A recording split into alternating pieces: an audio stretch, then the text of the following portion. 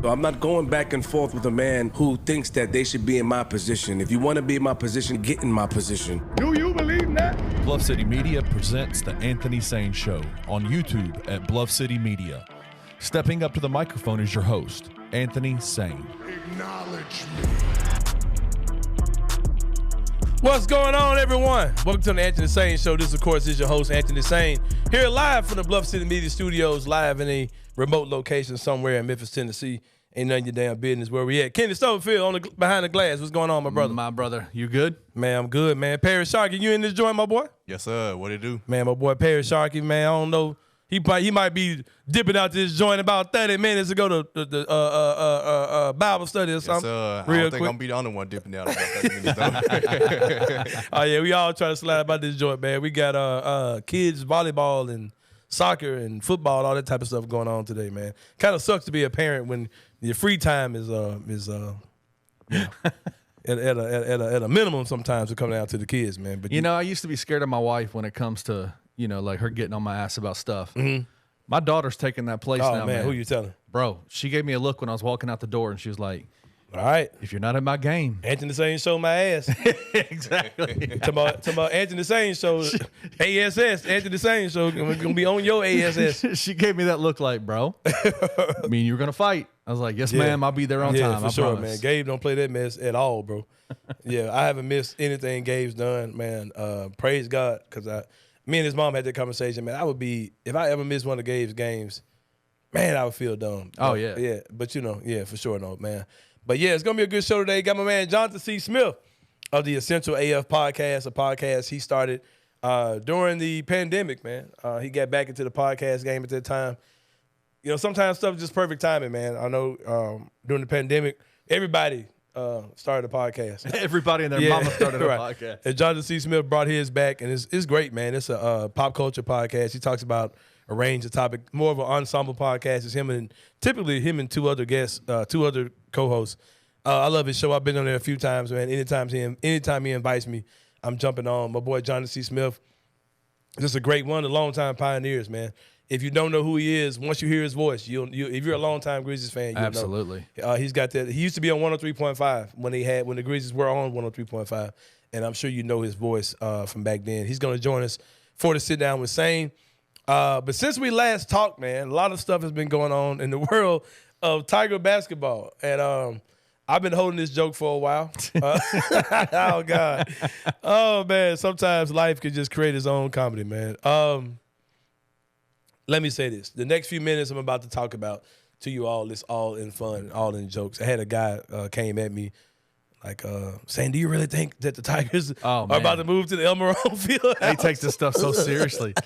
They take it so seriously. It's a joke. Man.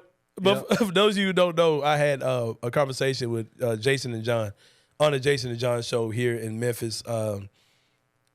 Chronologically, that segment happens right before this show comes on. I get on with them at 11:30. We air at 12. So yeah, every Friday I do their show, and then this show airs. So last Friday we had a conversation, and I was saying basically, man, that I'm worried about what the future of University of Memphis sports looks like, especially once Penny Hardaway leaves and you're left in this conference, whatever this conference is. I was like, man, it could be bad, man. You could have a situation where the NCAA tournament is not even a thing anymore, where you're going to the SEC Big Ten Invitational. You know what I mean? Like, for real. Yep. It could be a situation where there's no more NCAA tournament, where where the haves are in this tournament and the have-nots are not. You know what I mean? It could totally be a situation like that. And I was like, man, if those type of things happen, or even if, you are invited, it could, if Penny Hardaway were to leave the University of Memphis, what does the University of Memphis basketball look like?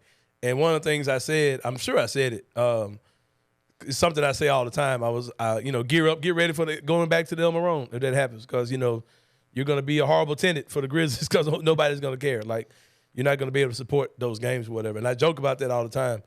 And then to see that the University of Memphis, oh, God, with all the debating, all the arguing about where the money should be allocated, the Grizzlies are like, oh, y'all got a Memphis Madness coming up, huh? Guess what y'all about to have that mug at? But, yeah, so news comes out yesterday from the University of Memphis basketball's official Twitter account saying that this year, Madness is changing. It's back, but it's smaller than ever. Memphis Madness will be on campus this year at Kennedy Stubblefield at the Elma Roane Fieldhouse, which holds about 2,000-something 2,600 people. The home of women's Tiger volleyball and women's Tiger basketball. Women's Tiger volleyball plays at the Larry Finch Center. What? Basketball plays Stop, at man. For real? Yeah. Damn. Women's basketball plays at the Elma Roane. I didn't know that, but yeah. Memphis Madness will be at the Elma Roane Fieldhouse. I'm gonna get my jokes off first, and I'm gonna share my real thoughts on this. Exactly. These are jokes, people. It's gonna be at the Elma Roane Fieldhouse. Supposed to be geared towards the students. Poor Mildred and Francis and Bartholomew and oh man. At least there's one night that the blue hairs won't have to stay up past 9. We just need to put together a tutorial video because it will be streamed live on YouTube. Oh, okay. How Mildred can watch it? We need to let them know how to go to your phone, go to the App Store, download YouTube. I don't have a car, sweetie. You gotta come pick me up and take me to the App Store. Real question. She's gonna call her grandson Chandler. Real question. Are they going back to the Midnight Madness days? Or No. Still be at the They standard need time? to. That's what they need to do Yeah, for real. I miss them days. Yeah, that's what they need to do for real. Chandler, can you come take Granny to the App Store? I gotta get the YouTube. I gotta get the YouTube so I can watch. Oh, you two automatic can come on the phone now. Can you take Granny to the App Store? You ain't got the download it. What the hell? Can they see me if I have my hair blue? But the blue hair thing came from just being gray blue. But anyway. Damn. But no, yeah. Can you take Granny to the App Store? So I can watch the Memphis Madness. Think it is a real store. It's a real store. Is it at the Wolf Chase Mall? Is it at the Wolf Chase? I don't want to be around those coloreds. Oh, I'm sorry. I'm sorry. Hey. There's enough of that. There's enough of that. Oh my God. Oh God. Oh man.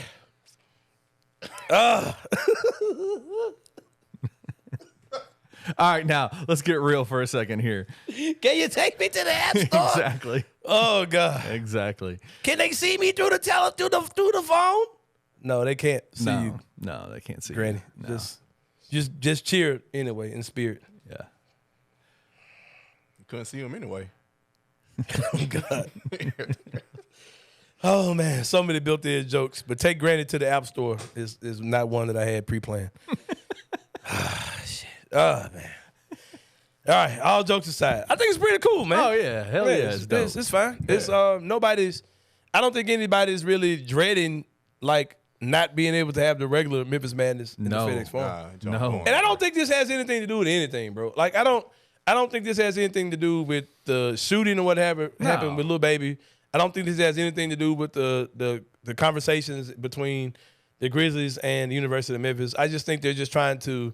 I think the old way has just been kind of a waste of money, especially in this era. Yeah. Like I think the days of impressing guys with rappers and all that type of stuff, I think those days are over. We're in the days now of how much NIL money can you give me? Like I think it's much more transactional now than it was when you were trying to impress guys by having their favorite rapper perform. Like right. I just think this ain't a recruiting tool that much anymore. Especially when you're talking about, signing guys that are 30. Yeah. Like I don't you ain't got to get, you probably need to get New Edition or somebody. Go get 50 Cent. Snoop Dogg or somebody to get these older dudes to be. But I think it's pretty clear that the university. Can you take me to the App Store? That one's gonna stick with you. I think what's Francis, pretty clear. it's not a real store. It's on the phone. Do we call them?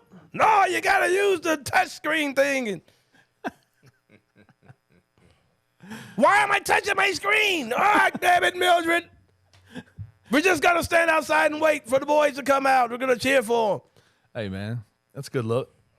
But no, I think it's clearly the University of Memphis wants to get the students involved, right? Yeah. Like you saw it last year, Anthony. Let's not forget the student section. We got to give a big shout out to Devin Walker. Well, you mean 2 years ago? Because last year they just did the little. Devin Walker is like outside. They need to cut Devin a check for being like their hype man because he's like, Yeah. Listen, But I'm still swag surfing, bro. I was standing next to Devin Walker at a game. Yeah. And I saw him taking the video and of the student section, and everybody was sitting down, and I saw him post, "What the hell is going on here? This is trash."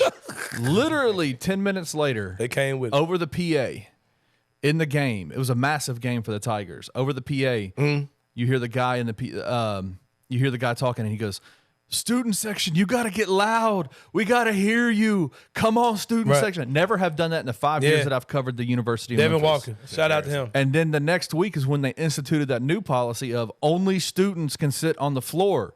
Everybody else, if you get like a family ticket, because students can get family tickets, they can get cheaper price tickets, but they never had a section just like it was. They could those family tickets could go anywhere. They could sit anywhere in the student section. Well, now they moved them up to the top and said students only. Literally 2 games after that happened, Anthony, the Barstool Sports, they have a group of guys that come, and I forgot their names, but you're talking about the guys like travel to the they cities travel from student stuff, section to student section to student section. This is all they do. Massive within the sports community. They came to Memphis and was in the student section with the Memphis students. Like, it's clear. It is clear. Number one, Devin Walker is absolutely that dude when it comes to making changes. Yep. But it's clear they want to get the students involved because the student section, when it's live, when it's live, it's live. It's live. It's crazy. The Blue Crew, what it used to be called. Yeah. Looking like the Pooh Crew at this now point. it's the Ambush. Yeah, something like that. The Pooh Crew for sure. Another thing too, what was I about to say, man? What was I about to say? I don't know. Man, my brain just totally left me just then. What were we talking about with the student section? Just talking about them coming back, the University of Memphis targeting them, wanting to get them involved. Yeah, I mean that whole thing is cool, man. Like I don't mind them doing it at all, man. Like it's fine. But you know what the lamest thing is that they do at Tiger games? That makes me just roll my eyes every time they do it. It's the guy when he goes, Javon Quinterly 4 3. Oh my God, it's so trash. It's so trash. You go back to the high school days. So 4. Oh God, like man, get this dude out of my ear, man. You need the Memphis high school, B. Man, you bring all that back, man. That's what they need to bring it back for sure, man. But yeah, it's I don't know. The Tiger basketball in arena experience is pretty trash. They do the Jack Pirtle's chicken dance also is part of what they do. Yeah, it gets crazy. When's the last time you've been? I went to. Did I go to a game last year? Did I go to it? No, I didn't go to a game last year though. I went the year they had Imani in them. Yeah, I mean it was a rough season. Yeah, and I'd say last year was pretty awesome. Yeah, they were good. They weren't very talented, but they were good. Yep. But yeah, in other news, David Jones is on campus. Let's go. Jaquan Walton has officially graduated from Wichita State. Okay, you gotta explain this to me, bro. 3 months ago, right? Because Jaquan Walton was like literally playing when we were in the DR. It's an exhibition game. He can play. So why wasn't DeAndre out there? I don't know the answer to that question. Yeah, but so he's officially official now, right? Oh yeah, he's beneficial. All right. DeAndre Williams is reportedly enrolled in school. Still waiting for NCAA clearance. Come on, man. It's time to make a decision. When we gonna hear something, man? Take a shit or get out the pot. Wait to January, NCAA. Y'all screwing around, man. Wait to January. DeAndre ain't got many more years left, man. Let him, Let him live, man. Let him live, man. He ain't got many more playing years left, man. The man's 33. Trying to play, man. Let the man play, man. Also, my man, Curtis Givens III will be in town this weekend, right? Yep. That's what's Saturday. Up. That's what's up. I'm gonna tell you this right here, man. I watch guys like yourself and guys like Hitman Hoops. I'm not gonna talk about too much that goes on in the Bluff City Media Discord, which you can be a part of for the low price of $4.99. There you go. Per month. You can be a part of the Discord where guys like Hitman Hoops can give you information and take a shit on the rest of you local media members while doing it. And brag about it. That man does not know how to post information without taking a ass open shit on everybody else in the process. But yeah. He's gotten better about that. Yeah, he's gotten better, man. Shout out to my man Hitman Hoops for real. But what I was about to say? Man, y'all are losing me, man. Like, I'm not gonna talk about too much that goes on in the Discord, because it's not only I'm not only hearing this in the Discord, but I hear a lot of people talking like Curtis Gibbons III and Billy Richmond III. Like, I don't know, man. Maybe I'm just old school. Maybe I just think the fact that kids from Memphis whose dads are from Memphis, like, go to Memphis, bro. Like, I don't think Penny's really got to fight for these kids the way people are talking, man. Like, I'm not connected to preps at all, but just my logic of how things have always worked. When they're like good Memphis kids in Memphis, these kids got dads, and their dads are like cool with Penny. Like, Curtis Gibbons literally like directed Memphis Madness the last 3 or 4 years. Like, what are we talking? Like, bro, that kid's going to Memphis, man. Like, what are we? I don't know, man. I don't know, because I'm hearing like a lot of people. Well, you know, Billy feels like Bill III feels like a Kentucky lean. I'm like, what? Like, that dude's dad played for Memphis, bro. Like, what are we? And people are like, well, you know, he didn't play. He played for Cal. And his coach played for his coach is the coach of Billy Kentucky. Richmond is from Memphis, and he went to the University of Memphis, bro. Like, he didn't come to Memphis because it was Calipari here. It just ain't a lock, though, is it? Man, Like, bro, it's I not don't a know. lock. I think y'all sound crazy. I think everybody who's saying it, maybe I'm wrong. I could very well be wrong, but I just can't until I see Billy Richmond III and Curtis Gibbons III go somewhere else. Those kids are going to Memphis, bro. All I know, I don't know how. It's nothing to make me think they're not coming here. all I know with doing insider work, stuff like that, Yeah. it's just reading tea leaves, right? Yeah. And just trying to pass along information that you get. Yeah. And obviously, you know, coaches and schools and things like that, administrations and staffs will plant information and stories and things like that to kind of sway the conversation about a player. Right.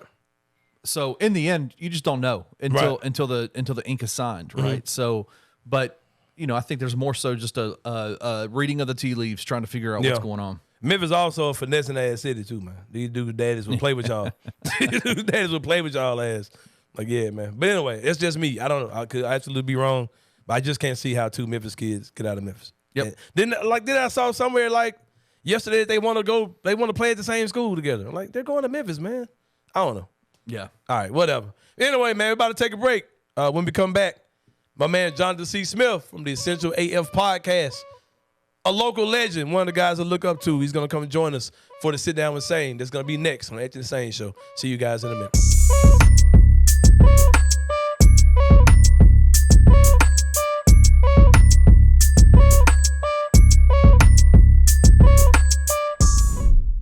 Bluff City Media and Bluff City NIL are proud partners of Coaching for Literacy, a Memphis nonprofit using the power of sports to impact childhood literacy.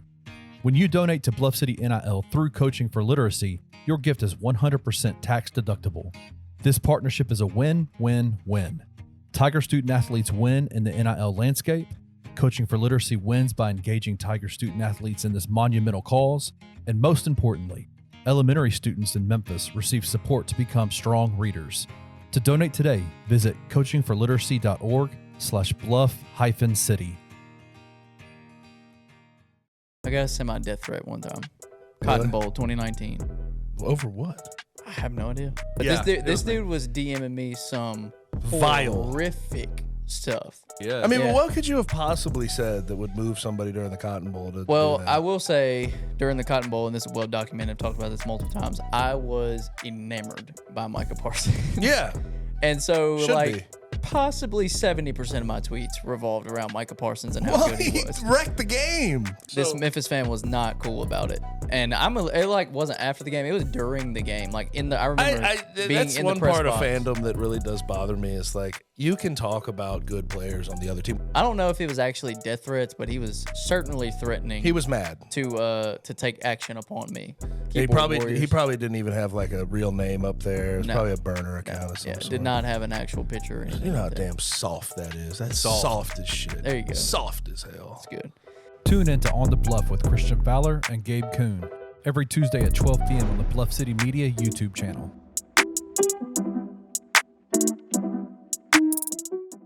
And I wonder if Silverfield's time in the NFL is the reason for this, but it feels like a much more NFL style to do 100%. that as opposed to Yeah. what you see a lot in college is just keep doing your thing, keep putting up points. I think style points really only matter if your job is on the line or you are playing a ranked opponent. I think that's really the only Or time. you're at a place like Memphis where you have you don't have a huge core fan base. That may not be the case at all college football programs. Yeah. But definitely in Memphis, where you have a core of 25,000-ish fans that are fans, and then you've got to bring in 10, 15 casual that are, their number one team is somewhere else. But if you're exciting and fun, they're going to come to a Thursday night game against Navy when their team's not playing. But I think you also get that if you just win. Tune in to Tigers Untapped with TJ Willis and Trey Lasley every Wednesday at 3 p.m. on the Bluff City Media YouTube channel.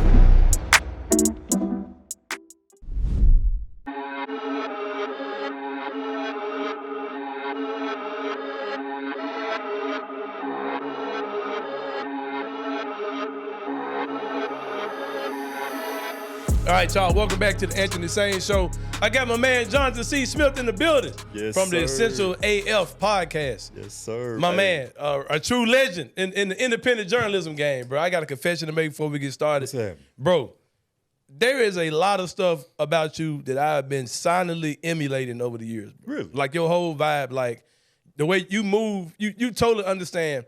With my mentoring group of young people that I have in the Silent Media group, that's something I try to teach them about marketing yourself, man, and how people talk about when I first started getting started in independent journalism, or just doing journalism, period. People would ask me questions like, "Are you getting paid to do that?" Right. And I had to adopt the mindset of. At first, it used to bother me. Had to adopt the mindset of there's no such thing as working for free when you're your own brand, right? Because that means you're not paying anybody, including yourself. That's another way to think of it. Yeah. And I would see how you would grind, and I remember you from. AM 730, you were doing AM radio over there. And I also remember your voice. If y'all don't know this voice, if you're an old school Grizzlies fan, back when the Grizzlies were on 103.5, come on now. Jonathan C. Smith was the voice that you heard on the pre and post game shows, right? Yes, sir. Right, yes, on 103.5. They switched over to 92.9, and you went on to do other things. But man, I've always admired how you've always understood brand loyalty to yourself, man. like creating a brand, staying in your lane. And something else I love about you is I also learned this from watching you. You are totally comfortable with the audience that cares about you. Like, you don't try to go into the end of the audience. You're unapologetic about the things that you do, the teams you're fans of, how you feel about things. And bro, I've really been watching you from up close, man. You know what I mean? You're somebody I feel like I could talk to about this or whatever, sliding your DM or text you, whatever. You're also a part of... Pause. You're also a part of our black men in Memphis Sports Media group. Sir. Which has been an incredible group that we get together. We got to get together again, man. Season's about to kick off, so we might not be able to get together before the season starts. But yes, my man Jonathan C. Smith, longtime hustler in the game. Yes, sir. Essential AF podcast. That does not stand for Air Force, by the way. On the Essential AF podcast. Let's go back to the 103.5 days. Yes, You've seen a lot of. You've seen every version of this Grizzlies team from a media side. Yeah. What do you think? What do you think? Because there's been so many talks about arena funding and things like that. Right. What do you think the Grizzlies' impression on this city is? The impact on this city? Well, first off, Sain, let me say thank you, bro. Appreciate the invite, man. You doing big things. Appreciate man. You talking about me, bro. You got it going on. You the man. You know what I'm saying? So I appreciate the invite. Been rocking with you for a while now, man. So love what you got going on here, man. So definitely thank you, bro. And to answer your question, man, the Grizzlies are Memphis, and Memphis is the Grizzlies. Yeah. You know what I'm saying? Like, they're one and the same. So, you know, everything going on now with the arena funding and how much we supposed to divide up. I heard you the other day. With Jason and them talking about U of M. They straight. They need to go over to Elma Roane Field. They going in a few weeks, right, and play the games there because you know if the Grizz were to ever leave Memphis, if you think things are bad now, it's over, man. Here in this city, it would be over with, man. You got so many new jobs that have came to Memphis because of the Grizzlies. Either directly, I work for the Grizzlies, or I work for FedEx Forum, or I work in one of the bars that's being affected in the area, hotels. Sporting goods stores, all types of things are being affected. Just restaurants, all these different things are affected by the Grizzlies being here, and so many new businesses have came to the city. The revitalization of that whole downtown area, it's all because of the Memphis Grizzlies, man. Exactly, bro. And I'll say this also. You know, you talked about the different versions of this Grizzly team over the years. Because, now let's say if the Grizz were after, 5 years in from 01 to 06, if they talking about bouncing, I don't think too many people would have put up a fuss at that point, right? Yeah. You talk about a playoff team, we went to playoffs three straight years, but we lost every game, 0-12 for 3 years, right? So, but once that grit grind era, TA, Zebo, them boys, man, we were locked in. Everybody was one, with the Grizz. And at this point, like you said, it's synonymous, man. And I mean, the grit, like when you think about Ja Morant and everything he got going on, man, like he is the city. You know what I'm saying? That's why those boys get so much love, man, because we see ourselves in them. You know what I'm saying? Like Ja actually is Memphis for real. Exactly. So like the everyday guy, the street hustler, or whatever, man, like they see themselves in this team. And I think before they were able to make that connection, like fans really couldn't see themselves in Pau Gasol. Right. You know what I'm saying? or James Posey. You know what I'm talking about? There was no real connection there, man. Yeah, but we got that now. Yeah, it was when you got guys like Zebo, right, who look like everybody got a partner who do dirt that look like man. Zebo. Zebo's the coolest dude in the world. Everybody know, man. You just see Zebo on the street.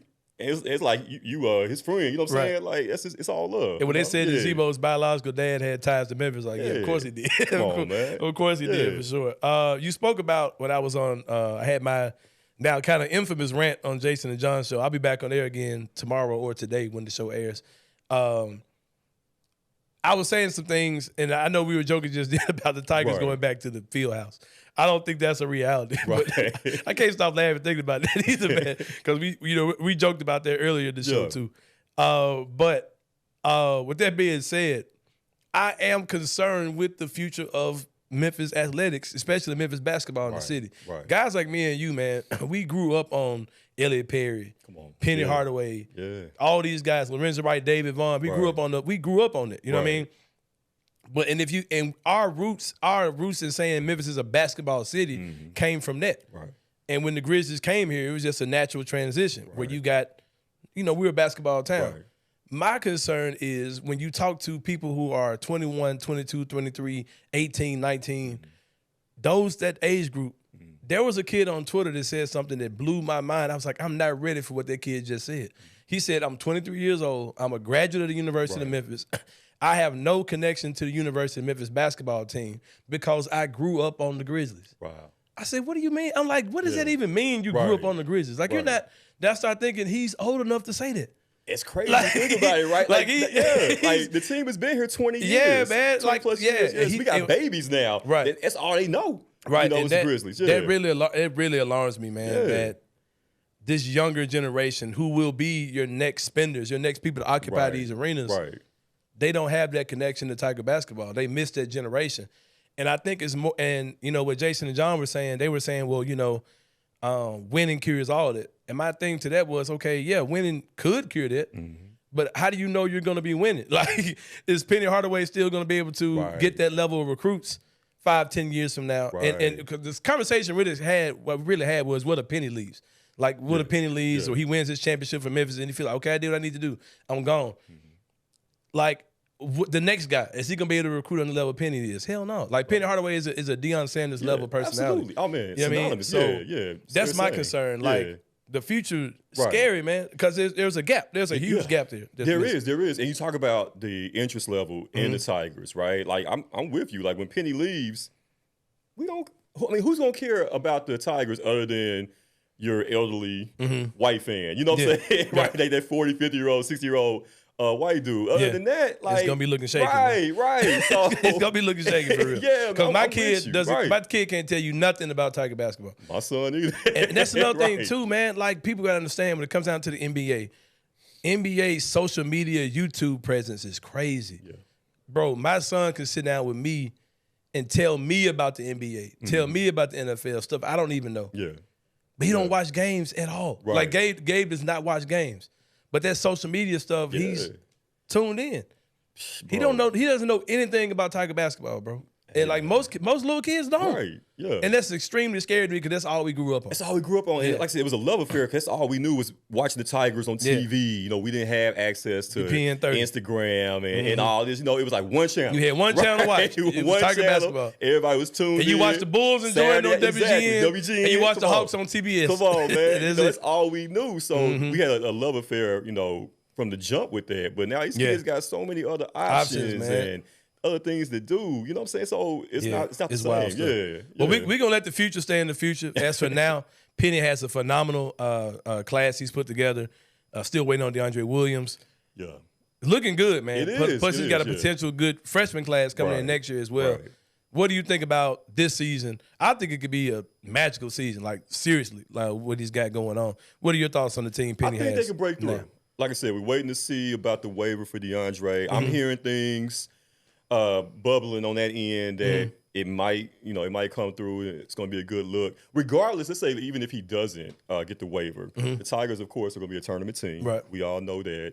I'm really excited about Quinterly. I think he's going to be that dude for us. He's not going to have the same, I think MVP level of Kendrick Davis or whatever, but I think he's gonna be a big factor for this team, man. And point guard, you got a good point guard in college basketball. basketball. Absolutely, man. So with him running things, man, I think the Tigers, I can see us Sweet 16.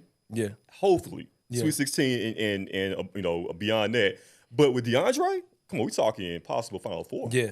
Elite eight or something. It's hard to find a team that's got that many vets, and they're good players that isn't a good team. Yeah, like I don't see how they're not good this year. Like they're old. I mean, like for real, they're almost like a semi-pro team out there playing. And that's what Penny learned. Yeah, he learned. Hey, I can't win with the freshmen, the Imani Bates of the world. Like I have to get guys proven, battle tested, juniors, seniors, transfers, the portal. Once he realized that, the Tigers got a squad this year, man. And we've seen Penny's evolutions. Like when he first came in, it's like, I'm the guy that can get you to the league. I've been there, done that. And I got all these former pros and pro coaches on my staff. Come on to Memphis. Yeah. And then he tried that, it didn't work. But the finesse he working on now, man.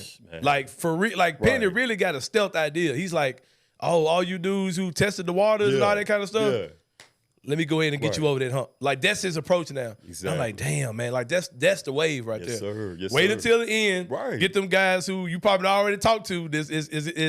This testing the waters of the NBA and see what they're gonna do. Then when they come back, I got all these almost pro level dudes on my team who ready to go. Hey, I wish Penny could get a team of nothing but 25-year-old every year. You know what I'm saying? Every year, whole squad. Yeah, man, for sure. I'm with all that for sure, man. Yeah. Well, switching over to the pro team, a team that their core players might be a little younger than some of the guys on Penny's team. Yes, sir. You're not going to have John Moran, of course, for the first 25 games of the season.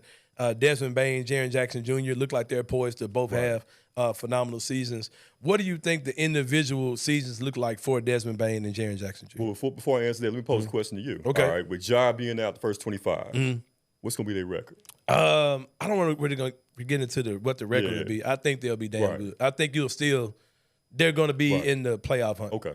I mean the top 6 hunt. Yeah. I don't think they're going to fall off too bad. You got to remember, man, this team has been we missed 20+ games with John Morant in the last couple of years. We've been the 2 seed. Yeah. You know what I mean? And Marcus Smart and Tyus Jones are 2 totally different types of guards.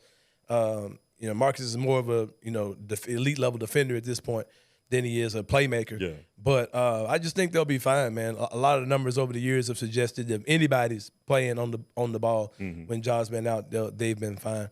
And I just think that Bain and Jaren are going to take enough of a leap to cover those things up. Yeah. Then you're going to get Luke Kennard more on the floor, who I think could be an elite level shooter this season. He came in the middle of the year and still tried to find his way. I think if he's a guy who's getting 20 to 25, 30 minutes a game as opposed to 10 to 15, I think you're looking at a much better player. But it's back on you. But to answer your question, I think Bain's going to take the next step. I think we're going to see Bain as an all-star this year. Yeah, I can see it. You heard it here first, man. I'm calling it right now. Bain will be an all-star. And if Ja wasn't on that foolishness, we could have had a squad possibly with three all-stars, going on this year, man. But definitely, I think Bain's going to take the next step. I think that Jaren Jackson, I know everybody's kind of down on the FIBA performance, but in all honesty, and I heard Kevin Garnett say this the other day, man, Jaren's going to actually be better for this. Yeah, exactly. You know, because you're playing against that world competition. And, you know, a lot of guys are going to be, you know, it's going to be like, what, December, January before everybody start getting their rhythm. Jaren should be good to go. Right. You know, in rhythm, he knows what to do now. And we know Coach Kerr really didn't use him the right way. Yeah. But like I said, I think we're going to see a reigning Defensive Player of the Year win again. 2 years in a row, Defensive Player of the Year. And I think his 3-ball is going to be on point also this year, you know. So, like I said, I think we're going to be all right. Marcus Smart. Yeah. He's going to definitely be a bigger leadership presence than Danny Green was last year. Right. I think it's safe to say. So I'm looking forward to seeing what he can do. I think Santi. I think your boy Santi's going to step up this year also. I think this is year. I was going to ask him. I was going to ask you, who do you think will be the guy who's going to take that leap this year? My guy is Santi. Yeah. He made a leap from being like, okay, this guy's a scrub to, okay, yeah, that dude can play. Right. He made that leap, but I think he's going to make that leap this year where it's like, okay, this is a guy you can really kind of build around that core of guys. Is he your guy, or do you have someone else? He's my guy as well, and I like Fat Boy too. Yeah.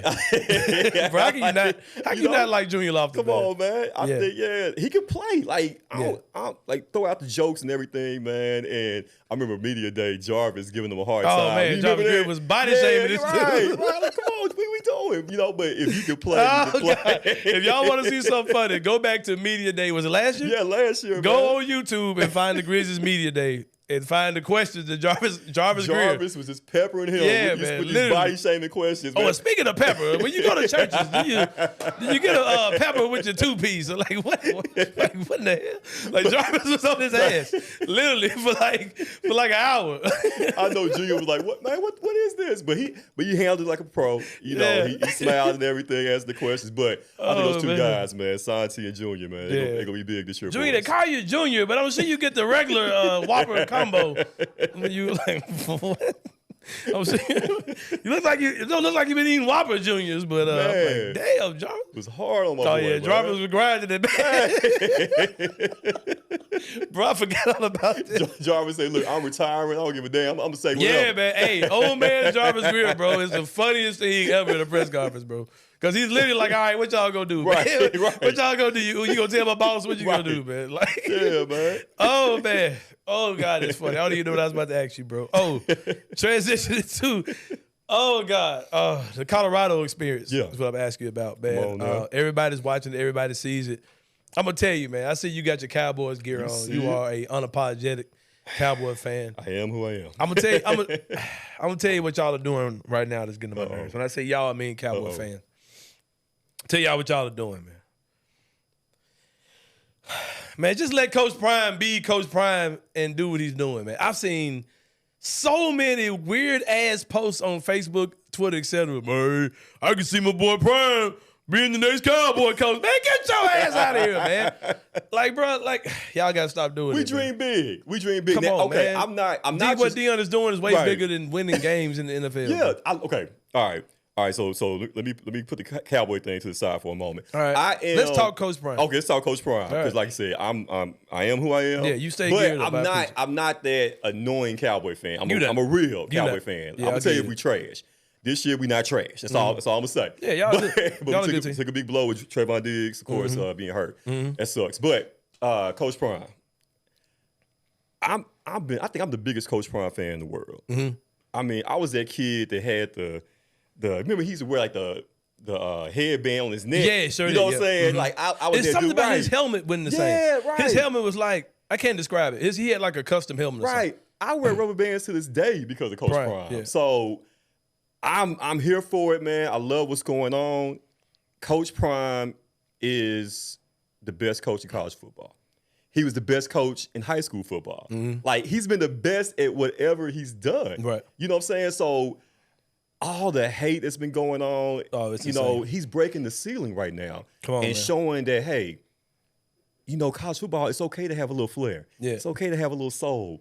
Everybody ain't got to be a Jay Norvell. Right, exactly. Nick Jay Norvell came in there talking. They're like, brother, I ain't know you were black. Right. thought you was a whole white man, Jay. You know what I'm saying? Like there's There's other alternatives to Nick Saban. Yeah. You don't have to be Nick Saban to win championships, and that's what Prime is showing right now. Oh, he's man. about to do it in a whole other way, man. You know, it's like somebody said it was the BET Awards on the sideline every week. Come on, man. You don't know who you gonna see. Yeah, it's looking real. It's real dangerous for sure. You know what I'm talking? I feel like for sure. it, I love it, man. And, who don't love it? You know, and should do a flash. Like, bro, how you gonna watch on in the game? Like, come on, man. Like, man, shout out to Shedeur. Like, when I saw him at Jackson State, I was like, he all right. He a nice little prospect. But the way he's grown over the last couple of years, Shedeur, next to Caleb Williams, of course, Shedeur is the next best quarterback in the country. And I hope he stays next year. I hope he doesn't go to the league because next year, if he put up these same numbers, he'll be a number 1 pick in the draft next year overall. And I hope he kind of stays around too. The thing is, man, like Deion has this,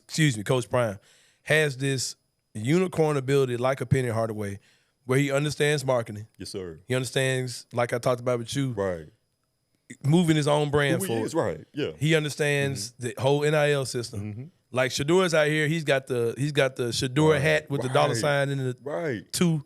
He's got the AP watch on. They got the shades going. Yeah. And bro, like that dude is gonna get so many young players to go come play for him, man, because he understands how these kids think, man. Yes, because he thought that way. Because man, Deion Sanders, when he was in college, used to be buck wild, man. Jerry Curl dripping shades on, gold chains on. Like he was doing the same stuff Shedeur was doing 30 years ago. You know what I mean? He literally sat in his dorm in college and came up with the primetime persona. Yeah. You know what I'm saying? While he was playing at 11 noon. Right. 11 o'clock in the afternoon. He knew then, like, hey, I'm gonna create this flashy guy persona, and I'm gonna make millions off of this. And he's done it. That's what he's done. The number 21 is iconic. Come on now. The gear, he used to just the gear he wore on the field. Everything was just iconic, man. Do you remember the first Nikes? He had the strap. Yeah, the midsole. Still a classic. Yeah. Those are my first nice name brand shoes. That was 7th grade. Yeah, my first I ain't had the Jordans and nothing like that, but I had the Primes. The Primes, you know what I'm saying? Man. Yeah, for sure, man. For sure. Moving back to the Grizzlies for a minute. My man Ja Morant. We're older guys. We're probably about the same age. When you look at the stuff that Ja does, he gets in trouble with. We talked earlier about how Ja is the city. How with all the warts, all the shake my head moments, and all the shootings at a concert, or all these type of things that go on in the city of Memphis, events getting canceled, and $500,000 worth of stuff at Nike and all that. Right. We still love Memphis, live in Memphis, raise our kids in Memphis, etc. What does a happy ending look like for Ja Morant? What does a good story in Memphis look like for Ja? Because people, you're going to start hearing stories about, you already hear them, like trying to get Ja out of Memphis, and he needs to go somewhere where he can be rehabilitated, or a city that's more slow, and all these type of things. Whatever. What does a good ending look like for Ja in Memphis? Great question, bro. I remember when Anthony Sain, Ja Morant's rookie press conference introduction, I think he told that man, hey, if you embrace Memphis will love you back. I feel like he's done that. Yeah. We talking about a kid that 4 years ago, nobody knew who he was, right? And all these millions later, all the fame later, like, that's going to make anybody act bad, in a manner of speaking. Has he done anything that was just, like, totally crazy? You know what I'm saying? Has he hurt anybody? No. That we know of other than, the fight or whatever. You know what I'm saying? But, just anything that's out of the way. Like, he's showing off guns, but he's not, like, gun violence. Exactly. Exactly. You know what I'm saying? Now, of course, we don't condone it, and he has to learn from it and grow up. And I think eventually we are going to see a more mature Ja Morant. And the way I think this kind of like the storybook ending will go with Ja, I see the Grizz winning a championship. I see the Grizz winning a championship in the future, and Ja is going to be right here. He's not going anywhere. And, man, like I said, I think he is the city. And the fact that, like I said, the shoes and everything, he puts out a shoe, it sells out just in 2 seconds. Like, he's that dude. He is basically the face of the USA, basketball player. Yeah. And that's why that's why the league is rooting for him. They don't want to say it again, him. man. I think they missed that part. Right. You talk about who's the face of the whatever. Ja Morant looks like young basketball in America. That's he what is he looks young black America. Yeah, that's today, what he looks like. and everybody's rooting for him, man. And like I said, I mean, nobody wants to see him suspended, lose all this money, lose, endorsements and everything, right? But I think he's going to grow up, man, and eventually he's going to get this thing right. Yeah. And I don't see him getting in trouble anytime soon. I think this is it. I hope, pray to God. Pray to God this is it. But hope, like I said, man, he realizes the mistakes he's made, how much money he's blew, man. So I think now's the time, man. When Ja comes back, I think he's going to ball, of course. He's going to ball out. But I think, you know what? He's going to be Zebo in the community. Yeah. You know, way Zebo, was paying light bills. Yeah, he's got to make that type of move. Right, he's got to make that type of move. He's got to see the importance of that type of stuff. I want Ja to be like Nino Brown on New Jack City. Passing out turkeys. You know what I'm saying? Like I want him just to embrace the city to the fullest, man. Yeah. I think pass out barbecue, man. Right, exactly, man. Pass out the barbecue, whatever, man. 20 pieces, 40 piece hot wing. And that way, he'll be loved forever, man. Yeah, he's got to do those type of things. I was talking to Jason Smith, and we were talking about new Ja Morant release dates. I'm like, man, we're in our two dads in our 40s. Right. Where some 20-some-year-old kid has got us buying shoes. Like, you know what I mean? It's that appeal, man. You know? Yeah, he's got that kind of chokehold on the city almost. Man. And I was thinking about this the other day, too, in regards to Ja. People saying, get off of social media and do these type of things. First, you got to understand that Ja Morant and these younger players were born into that era. They were born attached to a phone. Right. And another thing, too, man, especially in Ja's case, social media got him to be the number 2 pick in the draft. Yes, Ja was an unheard of player his college season. Right. His highlights on social media while he was in college, that's what got his name so big, man. So you can't really knock him for those type of things at all. Clout got him, that attention. And shout out to Derrick Rose also. Oh, yeah, for sure, man. That's gonna be huge. Yeah, it's gonna be huge for That's sure. gonna be huge right there, that mentorship. Yeah, him. Then he just got married. Marcus Smart just got married, man. I hope that. And if you look at so many parallels, off the court stuff, the legal troubles, all those things, the endorsements, the style of play, so many things between Derrick Rose and Ja are parallel, man. So absolutely, hopefully him being here will help him. Also for sure. pay dividends, for man. sure. Yeah. But yeah, man, this is my man Jonathan C. Smith, man, one of the legends, man. Go check him out.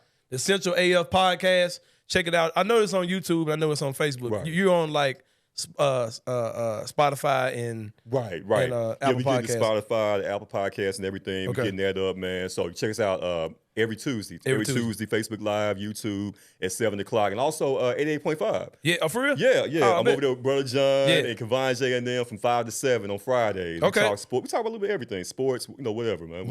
Check it out, man. For sure, my man Jonathan C. Smith, man. Now his show is Central AF. It's a more of a pop culture podcast. They make you talk about all kind of stuff on it. You gotta get me back on again, man. I need a place to just talk about random black folks shit. Bro, you be so busy, man. You got so much going on, man. You ain't lying, man. You ain't lying. Plus my kids playing sports right now, man. That's what's up, man. Shout out to Gabe, man. What's up, Gabe? My boy Gabe, man. Y'all know what's up. Y'all know what's up.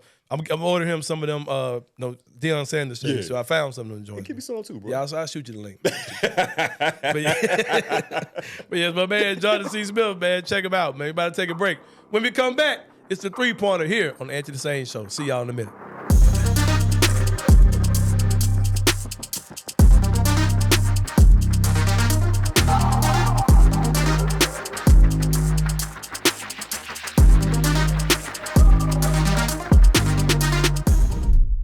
Bluff City Media and Bluff City NIL are proud partners of Coaching for Literacy, a Memphis nonprofit using the power of sports to impact childhood literacy. When you donate to Bluff City NIL through Coaching for Literacy, your gift is 100% tax deductible. This partnership is a win-win-win. Tiger student athletes win in the NIL landscape, Coaching for Literacy wins by engaging Tiger student athletes in this monumental cause, and most importantly, elementary students in Memphis receive support to become strong readers. To donate today, visit coachingforliteracy.org/bluff-city. I'm in on the Cowboys. Dallas I Cowboys, picked man. them to be my representative out of the NFC, so I've always been in. I don't agree with that. The running joke in my life has been that the Cowboys won't win a Super Bowl until I'm perished. So I won't be picking that because I enjoy life and don't want to die. Here's my honest opinion. It's been really good so far, but they have played nobody. But it's been domination. It has been dominant. I will feel better when they start playing good teams. So until Sunday Night Football Week 5 against the 49ers, San Francisco, then then if they compete or win, it'll be a visual thing. Just how does it look? Okay. Do they get ran all over? or is That's the scary part that, about to the me. defense. That's what it is. So Micah Parsons incredible. I'm a big fan of the Mike McCarthy offense so far. I think we're going back to Dak friendly. So I'm happy about it, but we'll see when good teams start rolling in. Tune in to On the Bluff with Christian Fowler and Gabe Kuhn every Tuesday at 12 p.m. on the Bluff City Media YouTube channel.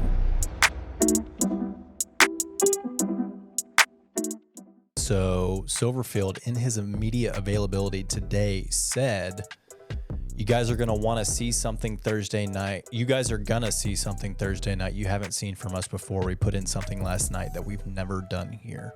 I want it to kind of be the wing tee. I think that would be funny just to combat it. Like, personally, I don't think that's what's going to be. I think they're going to go 5 wide, like 5 true wide receivers out there. Look, I just said I know. I want but it if to that's what spread it is, out. I'm going to be so mad. You can't be throwing around some statement like this about nothing we've ever done before just because you're 5 wide without your tight end split out. How many times has he talked about? You're right. Hasn't been a It tight end. probably is There's that. always been a tight end. Do we think it has to be offensively though? No, but I don't know. I don't think you tease something like that if it's defensive. I know what it is. No, you don't. I do. No, you don't. We're announcing it. I know y'all are kind of joking with the fans and everything, but it's time to stop being so humble. Y'all are suiting up on Thursday night. No, I would. That would definitely be something that they Left tackle, have never seen before. TJ Willis. That would be a terrible idea. Tune in to Tigers Untapped with TJ Willis and Trey Lasley every Wednesday at 3 p.m. on the Bluff City Media YouTube channel.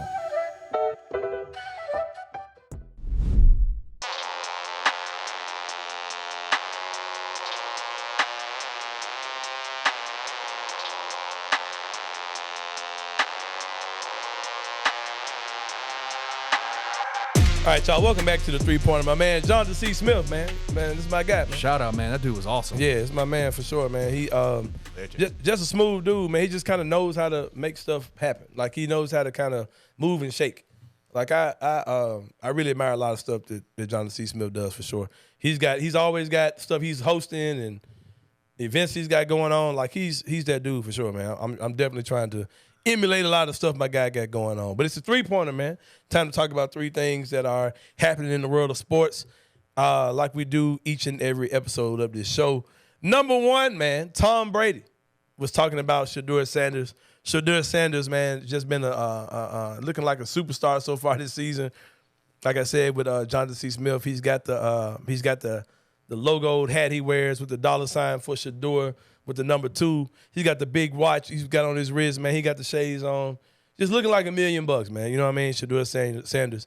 Talking about he's buddies with Tom Brady. Tom Brady said Monday in a podcast when talking about Shedeur Sanders, said that he's always here for him, including apparently when it comes to advice about whether he needs another fancy new car. The question was asked to him, does the 21-year-old Sanders need a new Rolls Royce? Sanders' father and coach at Colorado, Deion Sanders, asked Brady about it Monday on his Let's Go podcast on Sirius XM. Tom, do you think a college kid needs a Phantom like a Rolls Royce? Asked Deion Sanders, Colorado's head coach. No, it's not a Phantom, said Shedeur Sanders, who also appeared on the podcast Monday. It's a Rolls Royce Cullinan. I think he needs to get his butt or his ass in the film room and spend as much time in there as possible, said Brady, the legendary former NFL quarterback. Thank you, Tom, Deion Sanders said. Less time in the car and more time in the film room, Brady said. There are some people who are offended by this, who are out of touch. Come on, man. Who don't really understand the relationship that freaking Tom Brady and Shedeur Sanders has. The GOAT, man. I'm just going to say this right here, man. Imagine being a college quarterback and you're sitting in between the greatest quarterback of all time, probably, or some people say the greatest player of all time, Tom Brady, and probably one of the greatest defenders of all time, cornerbacks of all time, Hall of Famer, like legendary. Yeah, as far as like being an enigma of sports. Come on, man. Like that's your dad. He's also your coach, and you're sitting between those. You have a conversation between those dudes about what you should do next. Exactly. Pure greatness right there. That's pure greatness, man. I ain't gonna lie, bro. Shedeur Sanders might be the coolest dude in the world right now. You just want to be real. You just want to start eliminating people. He's making the cut when you start talking about coolest dudes on earth for sure, man. That's Tom Brady in a conversation about the man. Shedeur Sanders. Number 2, Kevin Garnett had Tony Allen on his show. I think it comes on Showtime or something like that. Yeah. Good stuff, man. Good conversation. They got together earlier. I love KG, man. Yeah. They got together earlier and they talked about the John Morant situation. But this time, they talked about Jaren Jackson Jr. Jonathan C. Smith talked about this. He made reference to this interview saying that one of the things that KG, who's just really wise when it comes down to basketball, man, the way he approaches the game, the way he thinks about the game, the way he processes the game, when you hear him talk, it's just on a whole nother level. Right. And he talked about how with Jaren, he said, man, something people are forgetting about is that Jaren's in rhythm right now. Like he just finished playing basketball. And he said normally when guys get in, it takes guys a while. Even though they might be having good games, they're forcing those games. They're not really in their groove yet. He said guys who've been playing in the summer, those guys who've been playing basketball in July, August, September like that, those guys are going to be ready when the season starts. And most guys, it takes them a month to really get into their groove. He said Jaren's going to be ready. All those guys are going to be ready. Guys who played, in those games, playing at high-level competition. And something that Tony Allen said, he said he thinks that Jaren has another level he can go to defensively, which is scary. Because if you think about it, he's not lying. Jaren plays very undisciplined a lot on defense. But he still, because of his playmaking ability, defensive shot blocking ability, it kind of covers up some of the things he does. He still has foul trouble. And TA even said, Jaren should work. He should be a better rebounder. So it's good to just see those two legendary players. What do you think it is that TA? I mean, TA is obviously one of the greatest defenders ever. Yeah. What do you think he sees in Jaren? Did he even talk about it? I haven't had a chance to watch this. I haven't watched the whole podcast. I tried to find it and I couldn't. Maybe they just put out a preview of something that's coming out later on. I couldn't find the entire podcast. But I think you got to think about it, man. TA knows the level of focus. And if you look at Jaren, he is an elite level player. But can you say that you think that Jaren is absolutely focused on? Does he have elite level focus? Yeah, I don't think he does. Like I think it's a lot better than it was, because it used to be if you ask Jaren a question, he started talking about Dragon Ball Z or something. Like he'd be on some weirdo type stuff. And I think now he's gotten a whole lot better. But I think that if Jaren, as he continues to mature, I think there is another level he can take his defense to, which is crazy to think about, because that guy was putting up historical numbers last year. Yeah. So I'm excited to see that though, man. I like the things they were saying. I approve those opinions by two of the greatest players of all time. You know what I noticed in that little preview was TA called him Big Fella. Yeah. Which is, there's only one other person he's called Big Fella. Yeah, Zebo. Zebo. Yep. I was like, that to me struck a chord with me. I was like, oh, that felt good. Yeah. Like that felt good to hear. TA's been one of those guys who he would kind of throw shades on guys that you kind of thought could kind of overshadow him, like as far as his legacy or what he was even doing at the time. Because there were times where people kind of thought he felt the way towards Courtney Lee or different guys, Jeff Green. There were times where TA kind of OJ Mayo. out. Yeah, OJ Mayo. Yeah, there were times where TA would kind of act out about those type of things. But it seems like he's supporting Jaren. He wants him to be that beast that he can be, man. And good stuff. Good to hear that, like I said, from two great players during their playing career. And with that being said, number 3, player who was not that good in his playing career, Evan Turner, had plenty of things to say today. These type of things, I'll say this to Grizzlies fans.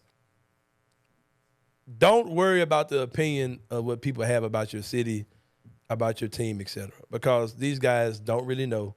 They don't really pay attention. A lot of these guys, they know John Morant. They know who Jaren Jackson Jr. is. They barely know who Desmond Bane is. They don't know anything about the city. All they can really talk about is the time that they traveled through here. And just being honest, on the outside looking in, from the inside, we love Memphis, all these type of things. All these things that we like to do or whatever. But when people come here from out of town, Memphis is not one of the more appealing cities on the NBA calendar. It just isn't. You know what I mean? So Evan Turner basically made comments. They were talking about where they think the league should expand to. Evan Turner jumped in sounding like Lil Yachty mixed with Muppet Baby character. But he jumped in. He was saying he thinks that they should move the Grizzlies from Memphis to Nashville.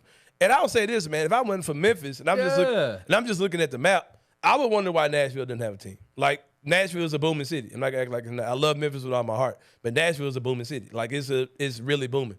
And as far as what the nation's perception of what booming is. 1,000%. I can't stand Nashville. Like No, 100. Yeah. I'll be up there next week, and I don't like Nashville. I just don't like being there. Like it's got the stuff they call diversity is not diversity to me. Like I feel weirder in Nashville than I do in Memphis, which is crazy. You would think, but it ain't my kind of vibe. Ain't my kind of energy, man. I got an analogy. Yeah. Nashville is the Tyrese Halliburton of American cities. Yes, it is. It is. It's a plant, man. It's a plant for sure. For sure. Yep. What did I say? You're talking about Memphis is to Nashville as USA is to Canada, man. There you go. It's that type of parallel, for sure. But like I said, man, I don't care what that dude says. Like, why? Like, that's one man's opinion who don't have any say in anything. Like, I don't care what Evan Turner has to say about this stuff. Especially like, and the league isn't going to move a team from another city. They're going to expand. That's what this whole thing is about. They're talking about doing. They're talking about expanding. I have no fear, no worries about the Grizzlies going anywhere. And I'm just above all that, man. Like we dealt with Stephen A. Smith, the GOAT, saying get the Grizzlies out of Memphis. Like I don't care what Evan Turner's got to say, man. Like Stephen A. Smith said the same shit a couple years ago. I'll say this, man. It was nice to see the whole of Memphis Twitter unite against Evan Turner instead of civil warring against each other like they did last week. That's the thing about Memphis. When it comes to outsiders we on your ass. Right, we on your ass. But after that, we at each other. We at each other's throat. And somebody, I can't remember the guy's name, he was like, man, Sain, you see this nonsense? I ain't got time for that, man. I got crazy ass old rich white people to argue with about Tiger basketball, Tiger football. I ain't got time. I ain't got time for Evan Turner right now. You got to shuttle people to the app store, bro. Yeah, man. Go to the app. Hey, what's the school's new president name? Bill Hargrave. I'm gonna send Bill Hargrave a letter. If they're not gonna be shutting us to this app store, they're gonna pick us up. I'm not. What do you mean downloading? Yeah, man. But that's it, man. That's a 3-pointer, man. About to take a break when we come back. Inside the Sain brain, man. This one might strike a nerve with me. We're going to talk about it when we come back on the Anthony Sain Show. See you guys in a minute.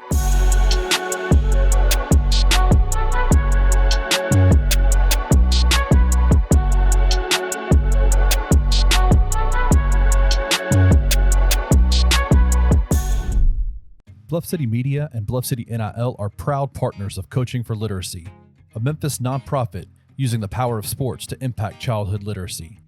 When you donate to Bluff City NIL through Coaching for Literacy, your gift is 100% tax deductible. This partnership is a win-win-win. Tiger student athletes win in the NIL landscape, Coaching for Literacy wins by engaging Tiger student athletes in this monumental cause, and most importantly, elementary students in Memphis receive support to become strong readers. To donate today, visit coachingforliteracy.org/bluff-city.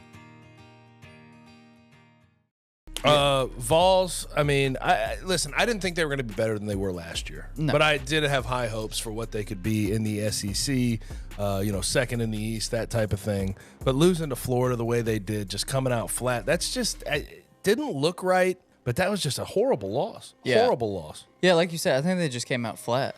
Like, they're clearly they're a talented team. Yeah. Like, Josh Heupel and the staff have done a good job of building it.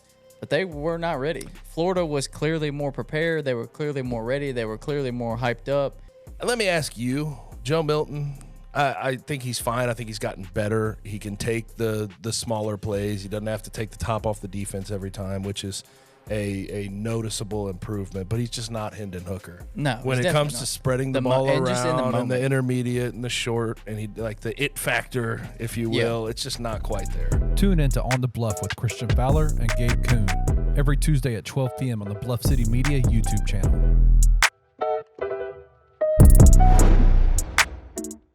Does that throw in that decision made by Seth worry you at all?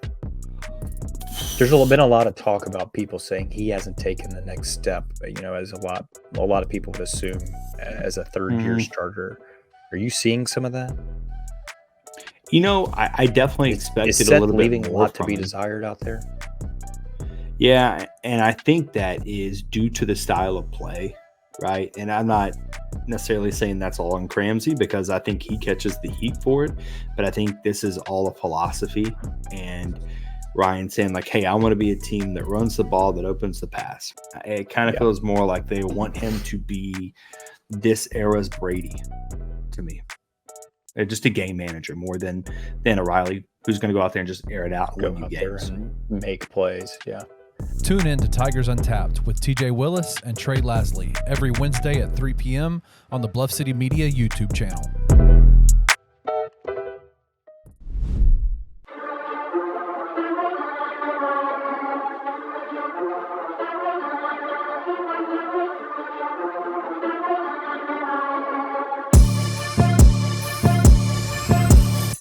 All right, y'all, welcome back to the final segment of the show. Shout out to my man, John C. Smith, for coming in with us today, man, for sure. Kenny, this is what we call inside the Sain brain. These are normally thoughts that come to my mind while I'm taking my glaucoma medication, man, to get my eyes right, man. Get your anxiety. Yeah, get my anxiety in check. When I take my medication for that, these are the type of thoughts that cross my mind, man. I can tell. When you send me the show rundown, I'm like, yep.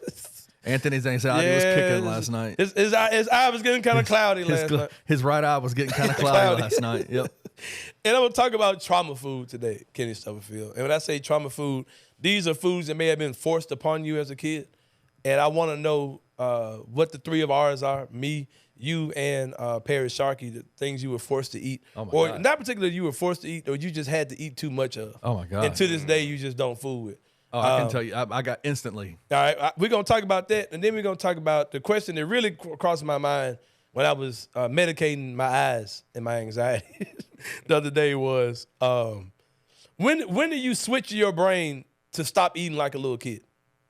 Man. And this is what I mean. Like when you were a little kid, right? If you ate a burger, you probably had like ketchup and cheese, mustard and cheese, no onions, whatever you were doing. Like it was basically plain. You ate hot dogs with ketchup. Right. Or you just kind of ate little, chicken fingers, chicken nuggets all the time.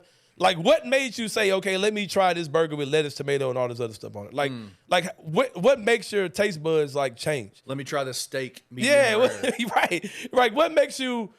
That's the question I'm gonna throw out, and I'll let you guys talk about that whenever. Like, what makes you say, I'm tired of drinking Sprite. Let me just drink a Coke, or let me drink a sweet tea, or a beer. Like, what makes you have? What makes you have adult desires as opposed to like little kid taste buds? I consider Sprite a desire. So right. All right, let me ask y'all a question. I still drink Sprite. Let me ask y'all a question. But do you look at Sprite as a kid's drink though? No. I think a lot of people do. In the comments, do you look at? I look at stuff like High C. I put Sprite in that too though. I look at like orange Fanta. Yeah. Like grape Fanta. I'm not saying that adults don't drink Sprite. But I still think this. I look at Sprite as being like a kid's drink. I know what you're saying because I used to drink Sprite all the time when I was a kid. So I just. Which one drink Sprite? Which one drink Sprite? I love Sprite. It was always the easiest choice. And I remember when Gabe graduated to the Cokes with his dad. Man, it was like he was drinking a beer with the kid. What did he think? He liked it. He likes Coke. He likes Sprite too. I can't get him to drink sweet tea though. For me, it's one of those things where it's like I like Sprite because of the taste, number one, but also I got something about drinking like liquid. Like carbonated beverages, like dark, sugary, like that. Like, give me sugary clear. Yeah, and Sprite mixes well too. Yeah, you can can use Sprite as a nice base, and then hit it up with like some fruit punch or a grape soda or whatever, and it just kind of mixes well. You can use Sprite as a chaser, so to speak, sometimes. Yeah, I'm the type I like flavored drinks. So like Coke specifically, like vanilla Coke. Yeah, I like with Pepsi, I like the cherry Pepsi. It's like different. Like strawberry Sprite. Yeah, there you go. Like raspberry. There you go. Sprite. Shout out cherry to those cranberry Sprite. Cranberry Sprite. Shout out to those remix machines, except for the places that don't clean them out. They don't clean the nozzles and everything tastes like everything. Everything tastes like everything. Yeah. AKA Wendy's. Yep. But anyway, trauma foods though, man. Trauma foods. I'll share mine. Kind of set the table for the rest of you guys. I have 2 trauma foods. Number 1 is cornbread. Wow. You would not see Anthony Sain eating cornbread. Want your cornbread? No, I don't. You want to eat your cornbread? You give a man a cornbread, you always gonna give me your cornbread. But nah, not a fan of cornbread, man. Really? No. It depends on who make it for me. No. Cornbread and greens and all that, no, I'm good. Cornbread and pinto beans and wait, you don't like greens? No, I ain't say that at all.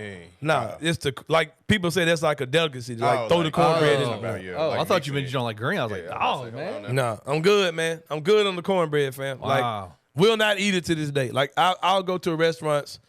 I go to Miss Peggy's. Y'all know I'm a Miss Peggy's soul food guy, man. I go to Peggy's probably once a week. And one time I was going twice a week to Miss Peggy's, just blowing money in that joint. And it would be meals that I would admit this meal goes with cornbread. I'm like, I'm good. And every time I go, I leave a block of cornbread sitting on my table on a napkin. It's a weekly tradition. Wow. I leave a block of cornbread sitting on the table because I ain't eating it. What is it about it though? The consistency of it is nasty. I'm good, man. I just don't. And I've tried to eat it, and it's not terrible. I just don't like it. Like, I feel you. I'm good. That's a trauma food of mine. Parrish? No, I'm not done. I got one more. My bad. You got more. My bad. Because this one is How many trauma foods does he have? This is a little bit more severe, man. Uh-oh. Baked chicken is a trauma food of mine. Baked chicken. It's not that it's particularly nasty, but my mom used to cook enough food to last, right? So she would cook like tons of stuff at a time. Mm-hmm. And baked chicken the next day, the grease would kind of turn into like this little, Like sludge. little jelly stuff. Yeah, bro. And that creeped me out. Oh, yeah. And sometimes like, I know what you mean. Yeah. yeah, man. Nah, I feel you. That stuff is nasty. I was telling my sister about this girl I was dating one time, and I said I ate her baked chicken. She said, "What?" She was like, "You must really like her." Like, wow. Yeah, man. Like, yeah, baked chicken will give me the creeps. Don't fool with it. Traumatized by it. Lima beans too, man. I ain't fooling no lima beans either. Not a big fan of lima beans. And the Dutch. No, you remember that from what movie that came from? Give you $5. You tell me. I don't even know. Austin Powers. And the Dutch. You remember that? I don't remember that. The gold member joint. Yeah. Oh, okay. He was talking about stuff he can't stand. And the Dutch. Right. Anyway, come on, man. Give me y'all's, man. Trauma All right, foods. Me. Trauma food. Ass. Not anymore, No. but like at some point, like one Thanksgiving, like you were saying, like you had to eat, like we had like Thanksgiving, you had a whole week of leftovers. I'm sorry, like, Paris. I'm sorry, man. yeah, but, This man. you Man, know, get like man, you had leftovers like a whole week, right? Yeah. I got sick of ham for like a long time. For Like, real? Yeah, because we had ate it every day for like 2 weeks. Well, I was Like, right then. You eating ham. You eating I ham eat it is now again, but it's ham like, is a pig's butt, right? It was just a really. Ain't it for real though? I mean, it's the Right, backside. It's the Yeah, hindquarters. Yeah. but one for You're crazy, though- ham? You're crazy. No, I'm saying it was just a period in time. Okay. It was just I got like, You eat it now though, huh? I ate it every day. That's what it was like. Oh. I'm sick of it. Like, okay, but I eat it again now. But that was just a time. So frame. there's no food that you don't fool with as an adult. Like my granddad used to have me eating the can of sardines. Oh, So, God. no sir, and yeah, not again. can't but, do you it. know, Oh, I ain't get into all that old poverty food. yeah, Like, no, that's I ain't pretty no. much it. Yeah, sardines. Ain't none of that Pretty much getting me. I pretty much eat pretty much anything. I ain't eating Except none of I don't that like crap. onions. I eat everything outside Yeah. of that. So What about you, Ken? My instantly when you said trauma food, I went back to a story with my grandfather. My grandfather was he was a good dude for the last squirrel or some shit. He was a good dude for the last 3 years of his life, but he was an asshole the majority of my childhood. My mom took me over to his house with my sisters. We ate dinner there one night, and they always made salad. And I said salad. and I remember picking out. I remember this to the like. I'm 42 years old. Yeah. and I remember this like I was like 7 or 8 when this happened. And I remember I can tell you where I was sitting, picking out the raw tomatoes out of that salad. Wow. So I ate the salad, but put the raw tomatoes out. And You still don't fool with tomatoes? my granddaddy would not let all the cousins go outside to their big backyard and play, and made me sit at the Eat tomatoes. back sliding door. He cut up 2 whole tomatoes and made me sit there and Eat a whole tomato? Two whole tomatoes. Damn, bro. And what happened? I didn't know this at that age, but I actually was allergic to them. Oh wow. Like I can eat like if you cook tomatoes, paste. I'm Whatever. that way too, man, with a lot of raw vegetables and stuff. Like it does, like it, my eczema flares up. Yeah. Like, yeah, man, for sure. To this day, you won't see me touch a raw tomato. I will eat, marinara sauce. I will eat. I will do cooked tomatoes. Yeah. Anything. Fire. Raw tomatoes, no dice, Man, man. that's crazy, bro, for sure. But I still remember that story. I remember sitting there at the back screen porch, having to eat this whole bowl of 2 tomatoes that he cut up raw tomatoes not because I didn't eat the salad. I ate the damn salad. Just it was a tomato. I just took the tomatoes out. Man, you want to see Yeah, that sounds like a different type of trauma you that bro. It sounds a little different what you talking about, Yeah, man. bro, that boy. My mom. I've never seen my mom almost come to blows with somebody. Over the way they treated me. Well, Kim, you need to talk to somebody about that, man. I'm good, bro. I just don't eat tomatoes, man. I'm good. But yeah, man, for sure. But yeah, appreciate you gentlemen sharing your trauma with me and with the thousands and thousands of people who will watch this video. Man. I appreciate you guys opening up to me, man. But that's another Anthony Sain show in the books. My band Perry Sharkey behind the glass, Kenny Stubblefield. Y'all have a good rest of the weekend, man. And special announcement as well. We will not have a show next Wednesday unless you do a best of edition. Let's go. So that would be all right. Why not? I wouldn't mind doing that. Yeah, I am going on a work trip, and I told Kenny I don't feel like being bothered with this shit when I'm out there. I don't feel like cutting on a camera or nothing. I want to soak all this up, this good knowledge, at the Fatherhood Conference. It's going to be in Nashville. Yeah, for me out there and get some of this good Nashville living in my system and ask them what's it like to not have an NBA team. You bums. But yeah, bums. but yeah, man, for Kenny Stubblefield and for Perry Sharkey behind the glass, it's your boy Anthony Sain. See you guys next Friday, a week from today at 12 o'clock noon on the Anthony Sain Show. And we out. Thank you for listening to the Anthony Sain Show. If you enjoyed this episode, leave a rating and a review wherever you download your podcasts. Also, like and subscribe to Bluff City Media's YouTube page. For comprehensive coverage of Memphis sports, head over to www.bluffcitymedia.co and find out how you can become an insider. We will see you back here next week.